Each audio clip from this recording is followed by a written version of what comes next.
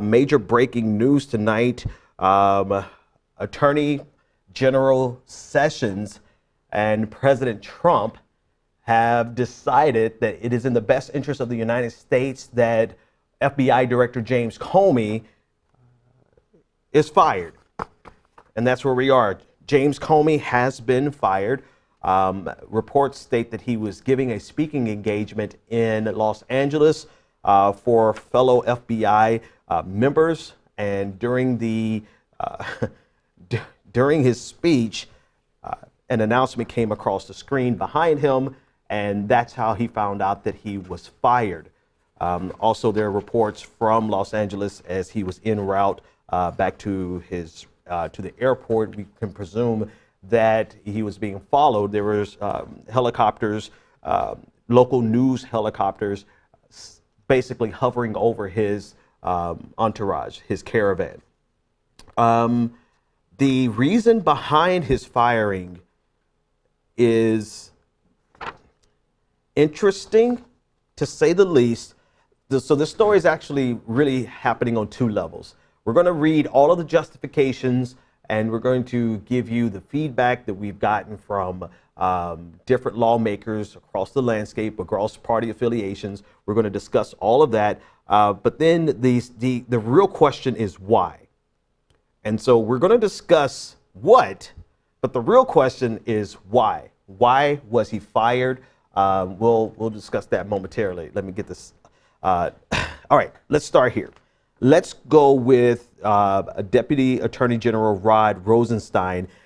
It was basically based on his memorandum to the AG, Jeff Sessions, and that was relayed to Donald Trump, and then subsequently James Comey was fired. So the first statement on your screen is from Rod Rosenstein, the Deputy Attorney General. He said that the director was wrong to usurp the Attorney General's authority on July 5th, 2016, and announced his conclusion that the case should be closed without prosecution. Let's switch back here.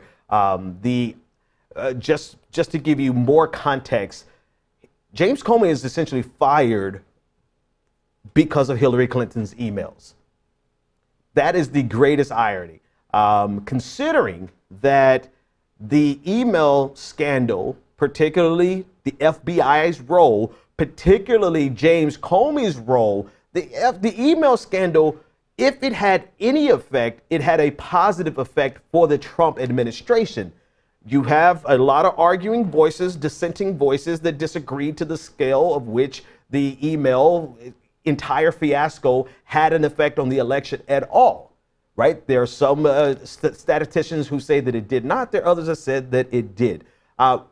We're going to state it like this. If there was any effect, the email had a positive effect for the Trump administration, for the Trump campaign at the time. So the greatest irony is that Comey is being fired by Trump because of Hillary Clinton's emails, that if they had those emails had any effect, they positively affected Donald Trump.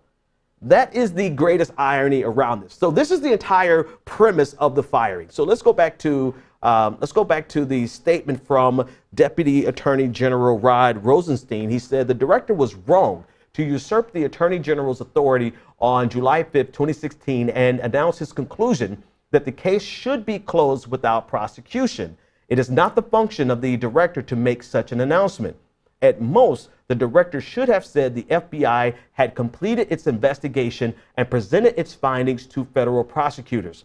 The director now defends his decision by asserting that he believed Attorney General Loretta Lynch had a conflict of interest, or a conflict. He went on to say, but the FBI director is never empowered to supplant federal prosecutors and assume command of the Justice Department.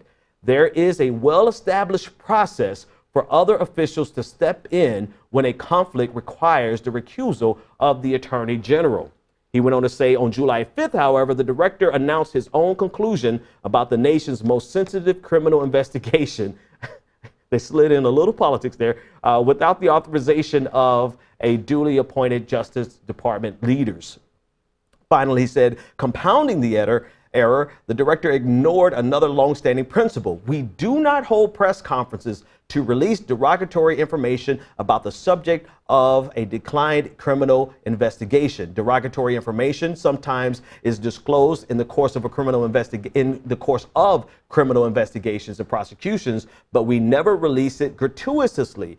He finally said the director laid out his version of the facts for the news media as it were a closing argument, but without a trial. It is a textbook example of what federal prosecutors and agents are taught not to do. So the case being made by Rod Rosenstein, the Deputy Attorney General, is pretty solid. It's solid in the sense that these are the same arguments that we heard from pundits, commentators, journalists, and politicians from the Clinton campaign. This is actually, they are undergirding the Clinton campaign's argument at the time of that press conference. Because if Jim Comey was going to come out and not press charges, then announce that you're not going to press charges and just in the press conference. But we've never seen, at least no one has given evidence of any other occasion where FBI director came and gave all of this negative information, derogatory information about the subject of an investigation in a press conference format, even though he had just concluded that they were not going to indict Hillary Clinton. So the case for his firing seems to be pretty solid. The motivation for his firing is definitely questionable because for what reason? What is the impetus behind this? What is the driving force? And once you start broaching the surface of that, you really start going down a tunnel of trying to understand the mind of an unstable man. And so we'll get to that in a moment, but I want to read a couple of other statements from the Attorney General Jeff Sessions, from Press Secretary Spicer, and from Donald Trump. We'll pull them up on your screen so that you can read them. Whichever one you grab is fine. This is from the press secretary. He said, today, President Donald Trump informed FBI Director James Comey that he has been terminated and removed from office. President Trump acted based on the clear recommendations of both Deputy Attorney General Rod Rosenstein and Attorney General Jeff Sessions.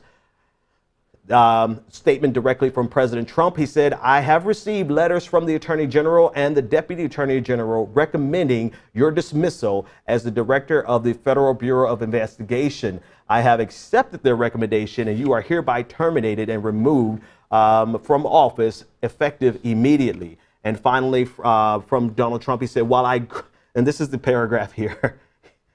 He said, while I greatly appreciate you informing me on 3 separate occasions that I am not under investigation, I nevertheless concur with the judgment of the Department of Justice that you are not able to effectively lead the Bureau. Let's pause there for a second. That last paragraph from Donald Trump should go down in the history books to show the mental capacity and the thinking of the President of the United States, that it was important for him to include in this press release. I guarantee you his assistants, whoever typed this up, whoever helped them write it, probably begged Donald Trump to not include that second paragraph where he said, I appreciate you telling me on 3 occasions that I am not under investigation.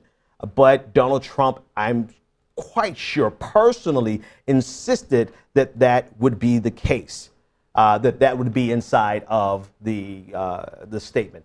All right, one last statement from Attorney General Sessions himself, and it reads, the director of the FBI must be someone who follows faithfully the rules and principles of the Department of Justice. Therefore, I must recommend that you remove Director James Comey.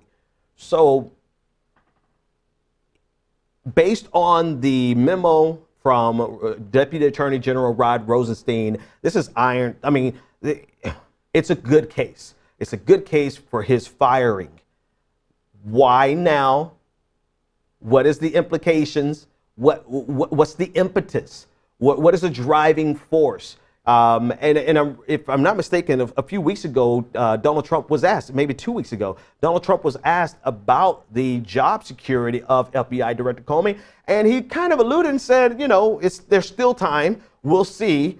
You know, you'll be surprised. So it seems as though this has been a case that has been building for quite some time for Donald Trump. for Donald Trump to fire Director Comey. The thing that surprises me is that they're willing to use this justification, because this really intersects, this really muddies the water in a very significant fashion, because they are literally undergirding, sustaining, and supporting the fact that James Comey did Hillary Clinton wrong with regard to how he had this press conference, decided not to prosecute her. They disagreed with his judgment call to not prosecute her, but then they added on top of that the fact that he should not have exposed all this derogatory information. So it's kind of two-sided. It seems as though they may be removing him. Here's possibility one, and I'm not quite ready to go down these trains of thoughts, because it's asinine. But if Donald Trump wanted to pursue charges against Hillary Clinton, it would be more difficult with an FBI director who already said that there's no reason to pursue these charges or to pursue this case. That's possibility one. I'm not sure if that's necessarily the case. Possibility two could be that he's not so much interested in getting Hillary Clinton. It could just be that Director Comey contradicted what President Trump said in a series of tweets, claiming that he had been tapped by President Obama. I'm willing to land there. I'm willing to explore that a little bit more, because Donald Trump, if nothing else, is extremely petty, extremely vindictive, and extremely narcissistic. He is focused like a laser on finding out the people who betray him, finding the people who are subverting him, the people who are leaking information. He wants to find out. He personally is involved with trying to find out who runs these quote unquote rogue White House accounts, Twitter accounts. The president of the United States is personally involved in that. And that should speak to you and let you know exactly how deranged our president is and how focused he is on vendettas. And so that the reality that the director of the FBI contradicted what he said publicly, and not just publicly, but before a congressional hearing, is not something that a person like Donald Trump can let slide. And so you have to put that on the table and say, perhaps this is nothing more than a vendetta against FBI Director Comey. And this is not to absolve Comey. This is not to absolve him on either side of the ledger. Number one, absolving him of his decision to put it out in the public that that charges should not be brought against Hillary Clinton, that there should be no indictment.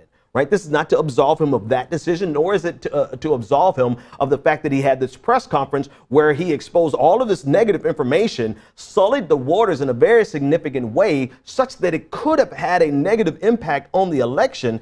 It's not to absolve him, but the reality is, why now? Why now, when a decision like this is not a politically expedient decision? It's not a politically wise decision. This is going to guarantee that Donald Trump has a special investigation into Russia and the collusion with Russia. This is not a wise political move. In fact, there are some Congress people and senators who are actually calling for that. Here's some of the feedback from across the spectrum, both sides of the aisles, up on your screen now. You have Senator Roy Blunt of Missouri. He said, "I believe new leadership at the FBI will restore confidence in the organization among people who do hard work to carry out this mission." That's one piece of feedback. But then you have on the other side, you have Senator Susan Collins, Republican. He said the president did not fire the entire FBI. He fired the director of the FBI, and any suggestion that this is somehow going to stop the FBI's investigation of the attempts by the Russians to influence the elections last fall is really patently absurd. This is just one person. It's the director. The investigation is going forward, both at the FBI and in the Senate Intel Committee, in a bipartisan way. So I don't think there's any link at all. And that's stating the obvious. In fact, if anything, this decision by Donald Trump to go ahead and fire Jim Comey now of all dates, is actually going to exacerbate the problem for him. It's going to intensify the scrutiny. It's going to intensify the calls for an independent investigation. It's going to intensify it from both sides of the aisles. There's really no way Donald Trump can now avoid a special prosecutor, an independent prosecutor into alleged collusion with the Russians. And so because of the political blowback, you cannot look at this and say that this was a political move to help him. This was a wise political move, one, a move that's going to help him at all. And you ask yourself the question, like, if this is going to hurt me, is this something that I need to do? If this decision is going to intensify all of the Russia jargon, all the Russian rhetoric, all of the Red Scare, legitimate and illegitimate, if it's going to intensify that, is this the proper time to fire James Comey for something that he did that technically helped us out? A rational person will say, no, this is not the time to do this. But we're not dealing with a rational person. We're dealing with a vengeful, irrational narcissist who is focused on executing his vendettas. And he has one against the FBI in general, but he also has one against the FBI director specifically. We're going to go into more of the feedback and comments from Congress people and from senators, but our lines are blowing up, and I know a lot of people have a lot to say. Give us your comments in the chat rooms.